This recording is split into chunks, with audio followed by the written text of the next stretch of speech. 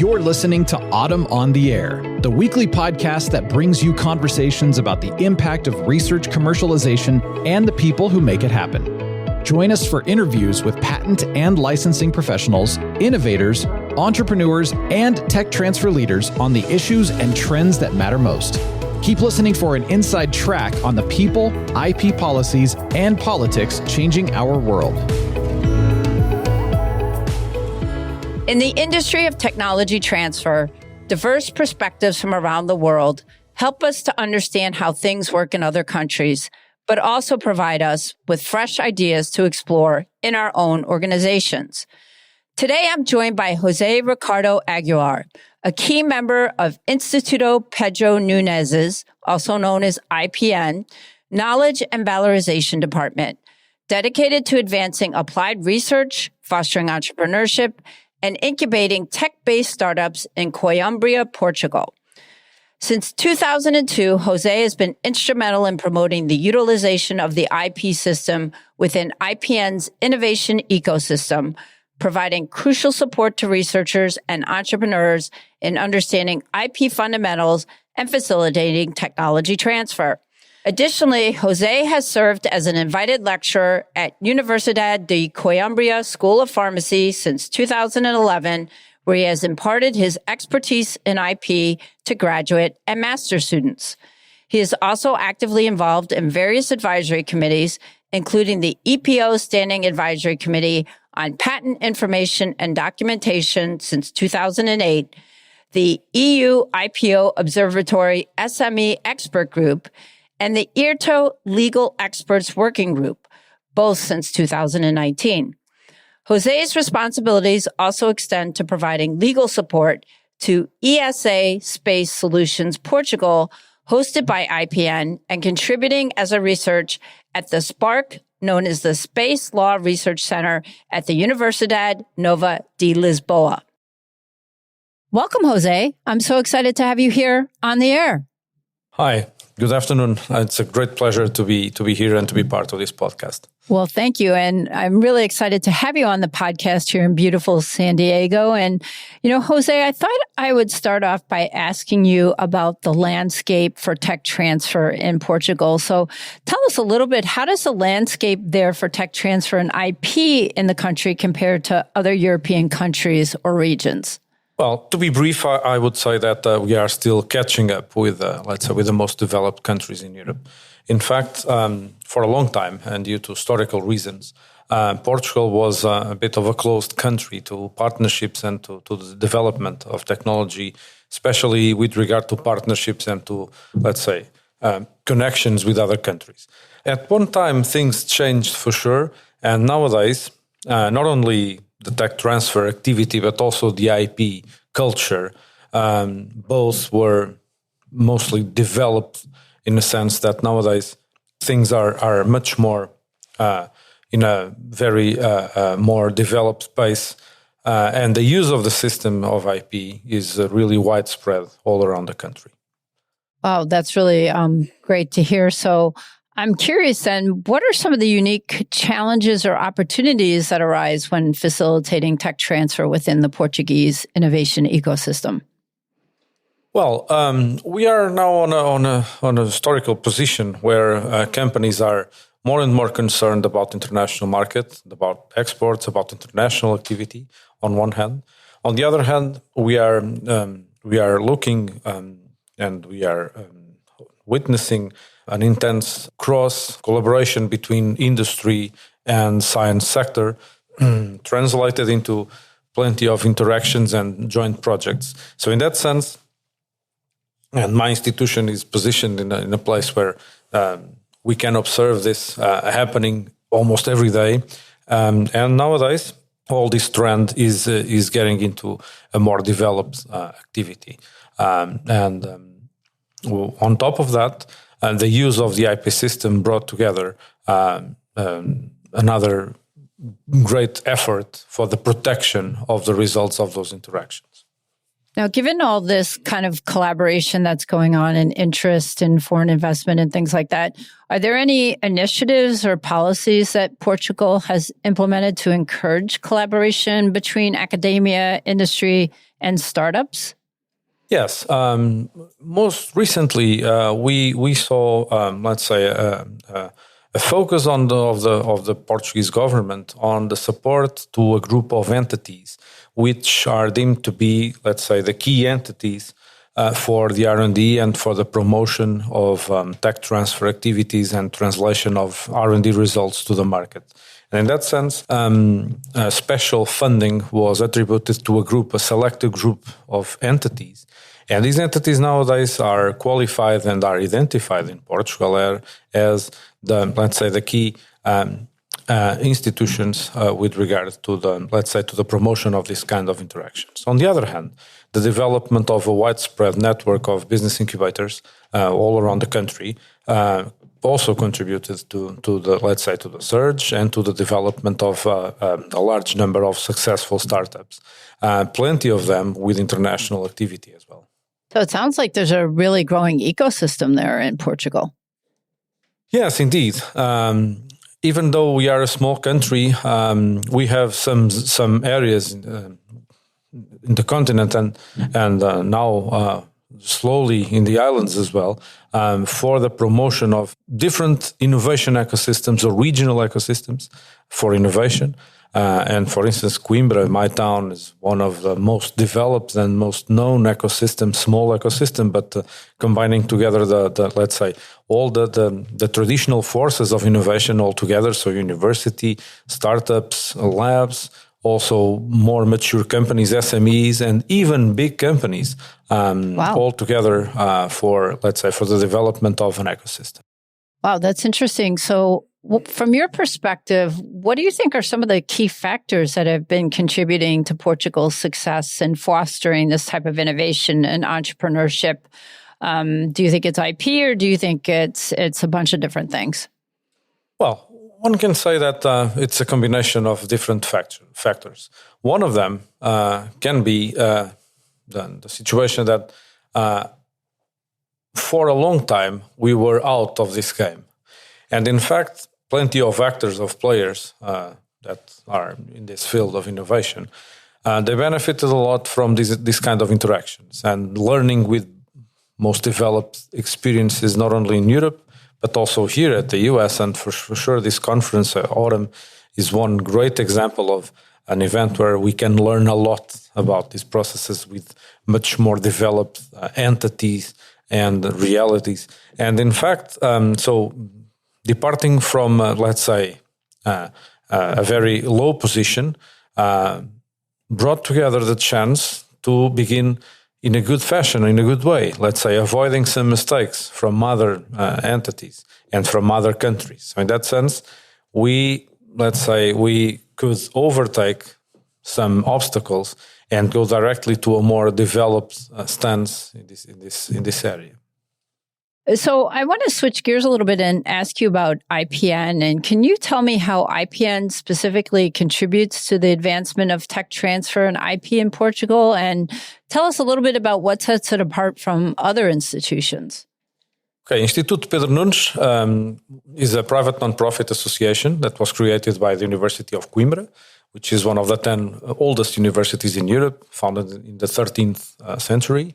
And we are an entity known essentially by two big areas. One of them is applied research on our dedicated labs. So we only do applied research in partnerships with companies. So let's say trying to tackle questions and demands from companies with regard to R&D. And on the other hand, we are mostly known by our business incubators. So we are one of the most successful business incubators in the whole country. And for a long time, we've been the host of a group of very successful projects, all of them tech-based, not traditional economy projects, but always projects with a high intensity of technology in that sense. And since 2002, we were quite fortunate to be part of one big project that was launched by the Portuguese Patent and Trademark Office, for, let's say, the dissemination and the raising of awareness on the IP topic. So since then, myself, together with some colleagues, but essentially myself, so I was focused on the promotion of the IP topic near our public. So not only our researchers, also the University of Coimbra, which is, let's say, the alma mater of our institution and the creator and the founder of Instituto Pedro Nunes, in fact, and also with our entrepreneurs, with all the people that are gravitating around our incubator and are launching new businesses. So we can say that nowadays IPN is one of the key actors in this field in Portugal, and that for a long time. So you mentioned a little bit about, the Portuguese Patent Office. What about other agencies there and other regulatory bodies in Portugal? How have they shaped the landscape for tech transfer in the country? Okay. So on one hand, as I mentioned, the Portuguese Patent and Trademark Office had that key project. So in the early 2002 until 2007, 2008, which was a key project, that one, because it was, let's say, a project that allowed the widespread of the culture of IP throughout the country, the whole territory, because our patent office is headquartered in Lisbon, and for sure, without any kind of delegations elsewhere in the country. So this project was used to, let's say, to spread this word of the IP all around the country, in the continent and the islands as well, in the later stage of the project. And that was a key fact, IP-wise, for, let's say, the promotion of this trend of knowledge valorization as a wide topic. On the other hand, the Portuguese Innovation Agency for a long time had this trend of, let's say, supporting and launching some initiatives for, let's say, for the promotion of tech transfer. As I mentioned some minutes ago, nowadays there are a group of entities which are qualified as the key entities in Portugal for, let's say, the promotion of tech transfer and the promotion of innovation, and for sure IPN is one of these entities, together with a group of, let's say, 20-25 entities all around the country. Also some associated labs that were created specifically to tackle some necessities and some points which are deemed to be, let's say, relevant for the promotion of different sectors in the country. Third and last, a reference for sure about the funding of innovation and the promotion of R&D partnerships. That's part of the effort, which is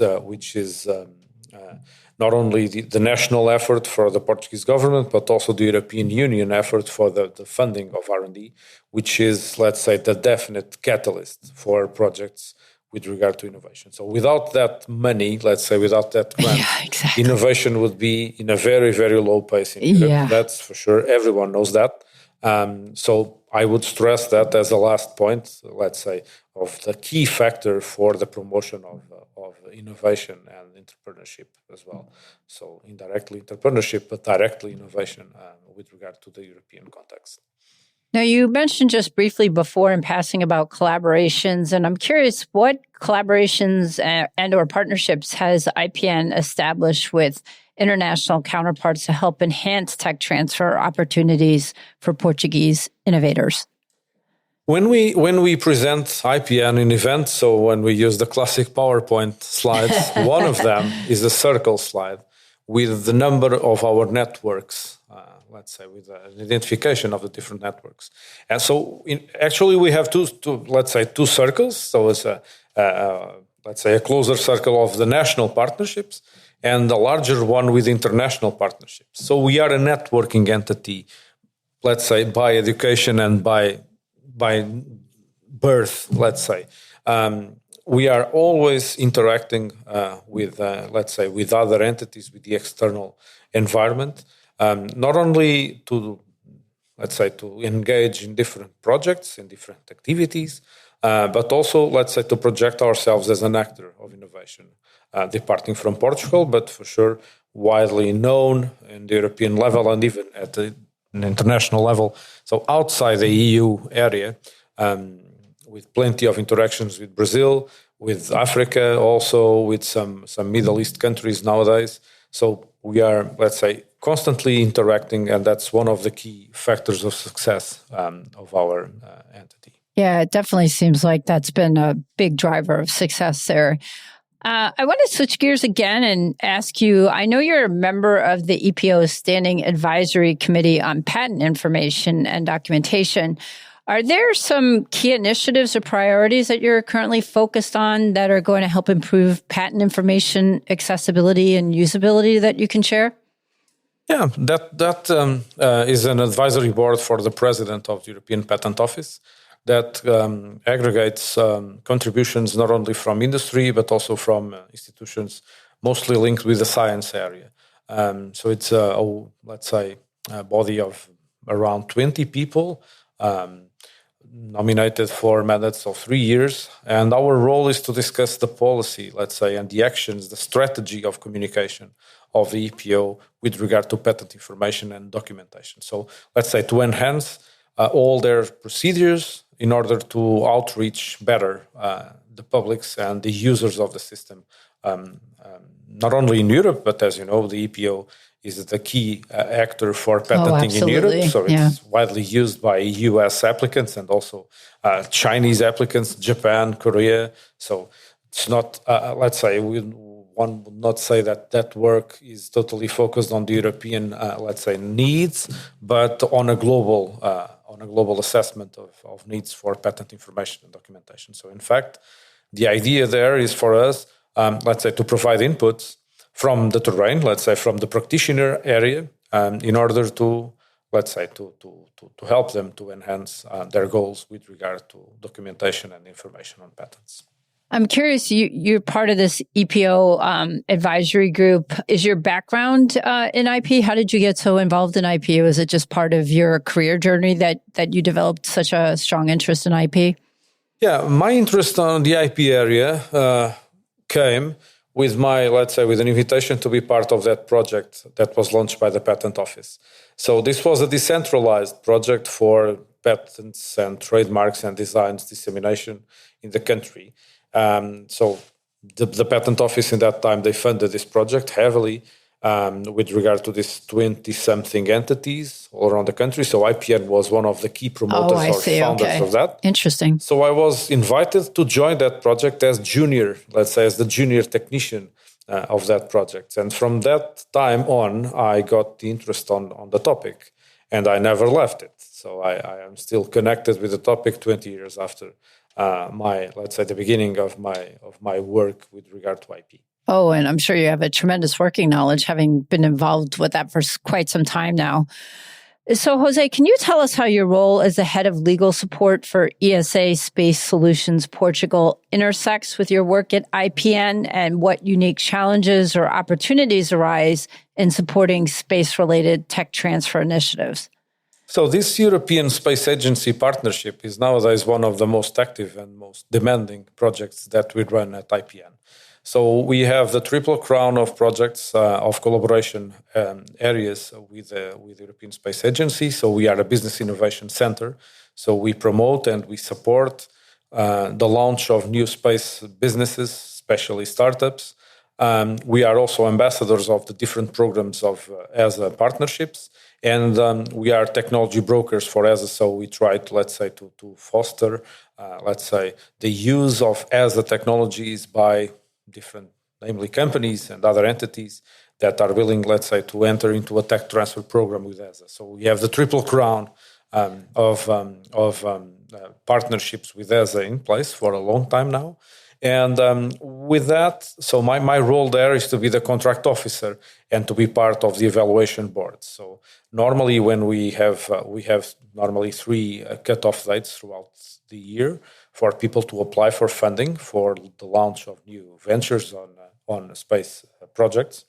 And so my role is to assess not only some legal issues regarding those applications, but essentially to look at the IP side, to see if everything related with IP is covered. And on top of that, to assess one very important thing, which is the freedom of operation of the promoters of that project. Because part of them they arise from the university. So they are researchers, and we are increasingly, concerned about, their relationship with their mother house, with their, with their birthplace, with the entities where they are coming from, and to be assured that we are delivering public money, which is the case, so public incentive to a project which is recognized by the university, where sometimes those projects have effectively departed from. Right. Yeah. Yeah. I'm sure the freedom to operate gets very complicated for you, given all that's going on there in Portugal. Yeah. In fact, as part of these projects are coming from universities, from public funded entities.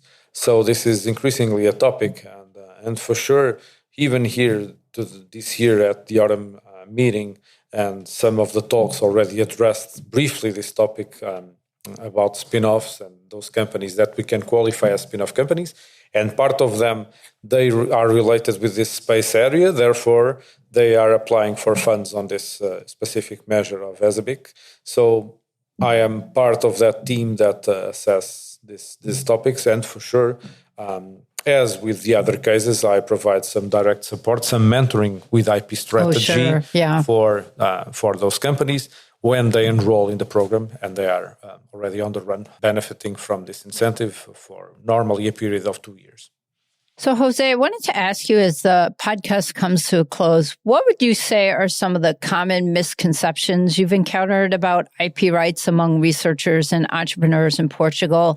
And how do you address them in your outreach and education efforts? That's a very important question. In fact, what we feel in Portugal is that the topic of IP is not, is not taught to students in general. And this is something that happens even in other countries. So we are quite familiar with that. So we try to fight that by, providing talks, not only one-to-one talks, but in my specific case, being an invited lecturer for a long time in the School of Pharmacy of the University of Coimbra, for more than 10 years. So delivering, a more intense program on IP to pharma students, which are, I think, a good, a good group of practitioners, of future practitioners. Oh, definitely. Given the total, connection of IP with the pharma industry and with the pharma sector. But if I could point out a misconception, a real misconception or a big mistake, is that the lack of knowledge of the patent rules, of the generic patent rules, especially in Europe, and I am pretty aware that the regime here in the US is quite different. Yes, but the novelty issue in Europe is critical.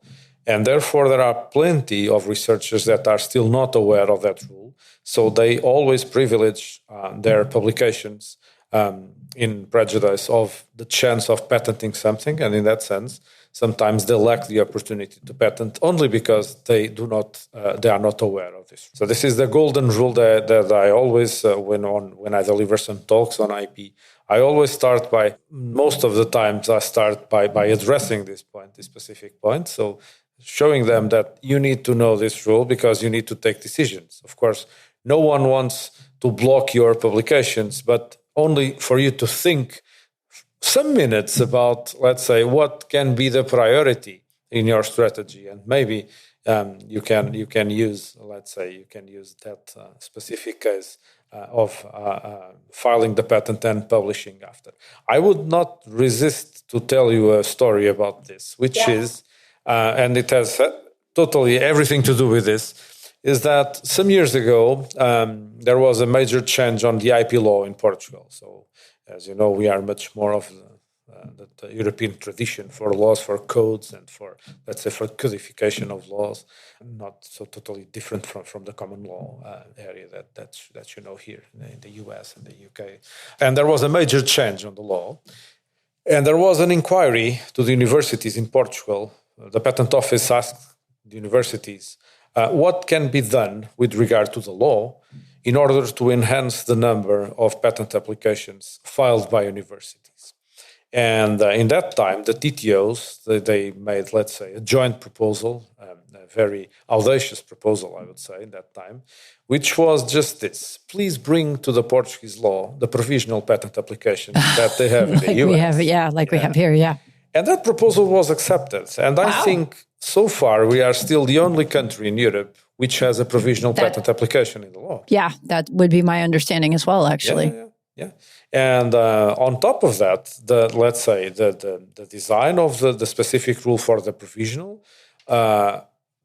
allows the applicant to file a simple text, let's say a summary of the invention, even in English, so that, let's say, the draft for a publication could be used to be, let's say, the basis of the provisional patent application. So that's the only way for you to submit any document without being in Portuguese language is the provisional patent application. Wow, they did make it really easy for university inventors. Very easy. Definitely. So that brought together the chance for plenty of cases to be saved, let's say, from publication death. From publication, therefore death of the chance of patenting. Yeah.